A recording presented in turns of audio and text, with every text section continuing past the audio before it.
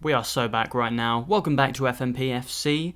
Haven't made a video since May, or April even worse, because I just kind of forgot. Oops, sorry guys. And then I kind of was going to make videos about the Club World Cup, and then that never happened as well.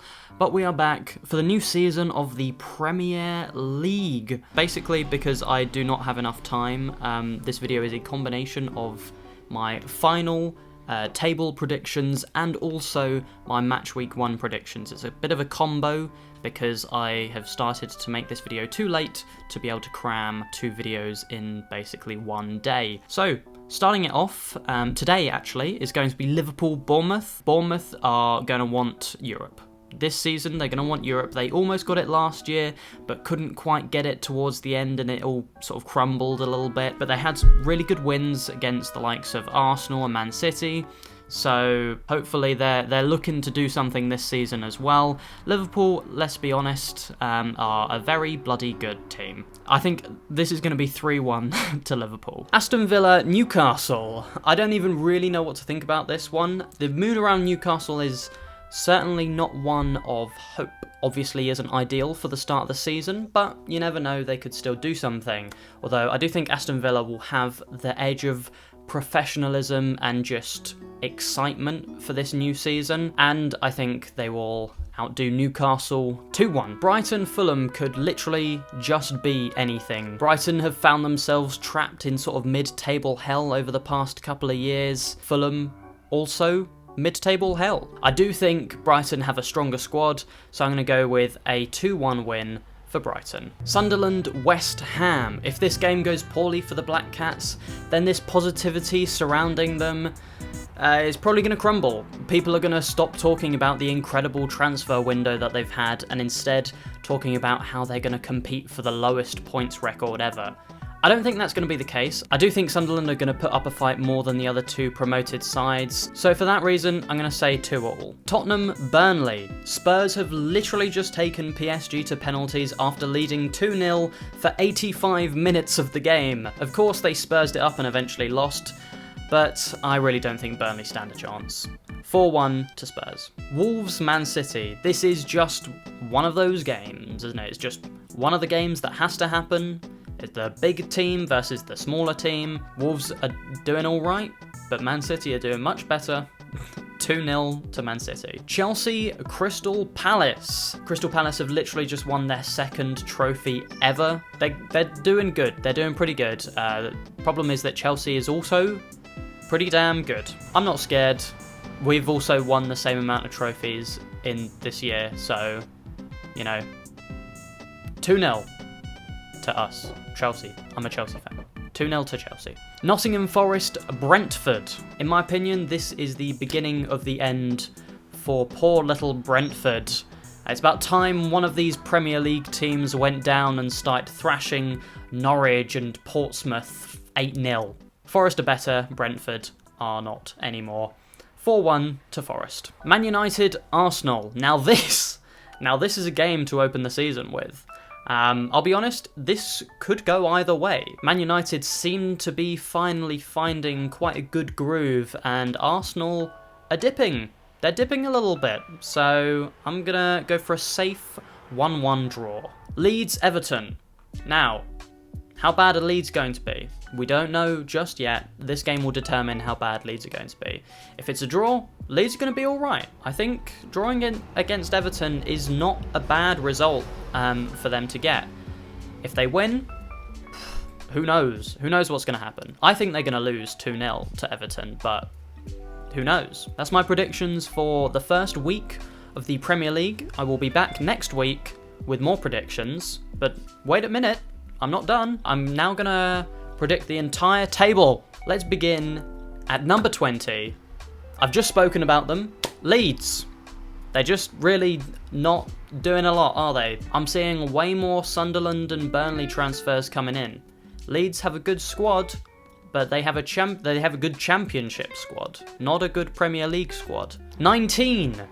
Burnley.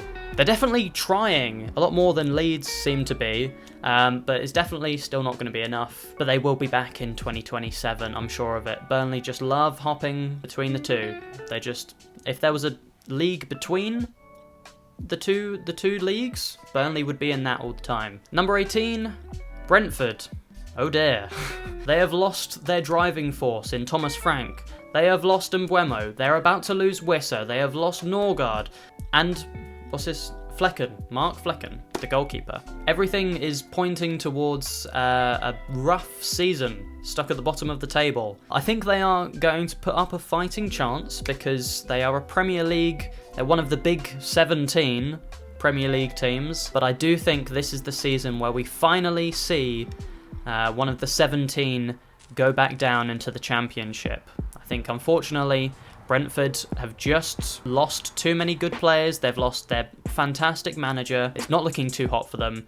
They'll definitely come back up the season after. They're going to win the Championship, probably break the points record. I wouldn't be surprised at all. 17th, Sunderland. Wow. It is crazy what Sunderland are doing. They finished 4th in the Championship, had a terrible run at the end of the season, just scraped through the playoffs, and then lost their star boy, Jobe Bellingham. But, from the money they got from that, they have now signed half the world of football. They are in my opinion, they have got the best chance out of the 3 promoted teams at staying up. 16th, Wolves. More of the same, to be honest. They've lost Cunha, but they've always been quite a steady team. I think they will be in trouble a little bit during the season, but I think eventually they will steady out at 16th. 15th, Fulham. Wow, very quiet from over the road. They've made no big signings. They've only lost players on free transfers, so there's not even any money really coming in. I just think they're going to have a worse season than they did this year. 14th, West Ham. They had a good end to the season, and they did quite well in the summer series, but Graham Potter will not have his job at West Ham this time next year. I can't see that happening. 13th, Everton. Good end to last season. They've got a fresh start at a new stadium, players going out, players coming in. They're going to be alright, and I think it will plant them firmly in the mid-table at 13th. 12, here's the shocker, Newcastle.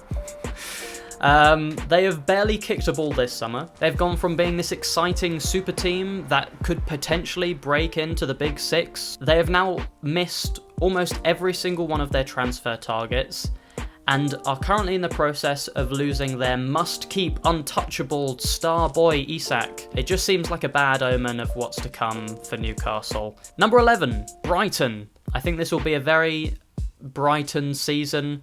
Good wins, but also terrible, terrible losses too.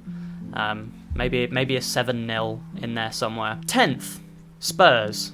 They just simply cannot get any worse, so they've got to go somewhere. 9th, Crystal Palace. An incredibly strong end to the season. I just have this gut feeling they're going to perform even better and break into the top 10. 8th, Nottingham Forest.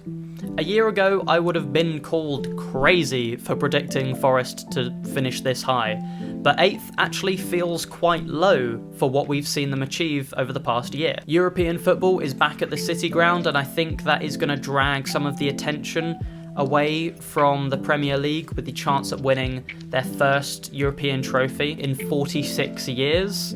So I think the Prem will drop off a little bit, but they are gunning for that Europa League. Man United. Surely this is the season where they come back. They've got no Europe to worry about. They've made some really good signings. The focus has to be on the Premier League. They have no option to not focus on the Premier League. Number 6.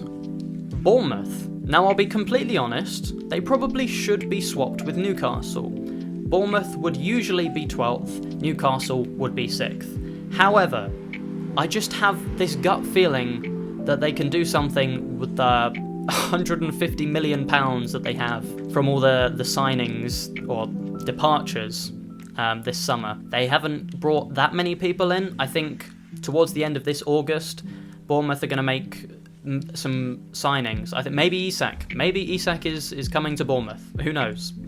Maybe Nicholas Jackson. You never know. I don't think Nicholas Jackson would want to play for Bournemouth though. Number 5, Aston Villa. They had a rocky season. They had some ups and downs, but they ended with Europa League, which they probably should win. I'm sorry, Nottingham Forest, but I wouldn't be surprised if they met along the way to the final.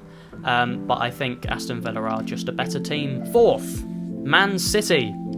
I'm really not sure on what they've been doing this summer, but it is Man City, isn't it? So they'll be fine. For those who've been keeping track, we've got 3 more teams left. That'll be Liverpool, Chelsea and Arsenal. Now, the average person would say that Chelsea is in third.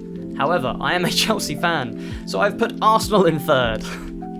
Yes. I don't think that they've made enough of an impact in pre-season. Have played a few friendlies and lost half of them. They lost to Tottenham and Villarreal, and they lost on penalties to Milan, even though they won the game. I'm not quite sure. I didn't watch that. I just saw it in FootMob, but it confused me.